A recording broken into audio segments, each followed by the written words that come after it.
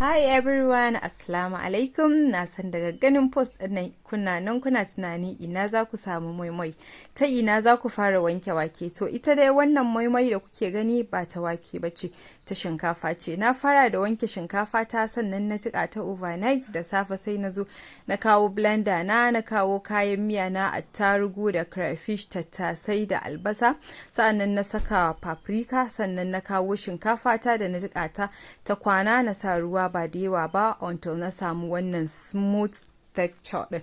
Na kawo kayan ɗanɗano na zuba, muka saka manja, Hajiya Safa ta gama komai da komai, aka jujjuya, muka kawo gwangwanaye mu a gwangwanaye muka zuzzuba, muka saka wannan recipe din daga Chef H muka samo shi. Don haka yayi daɗi, ku yi trying. I love trying abubuwan da ban taɓa ci ba, ko kuma abubuwan da wani yayi ban san shi ba. So gashi nan dai Safa ta yi kokari gaskiya, in gaya muku yayi daɗi sosai, masha Allah. Amma namu bai yi smooth sosai ba saboda ba wuta, kuma jan yana mana wulakanci. Ku yi trying, ku yi shi smooth sai yi daɗi. Bye.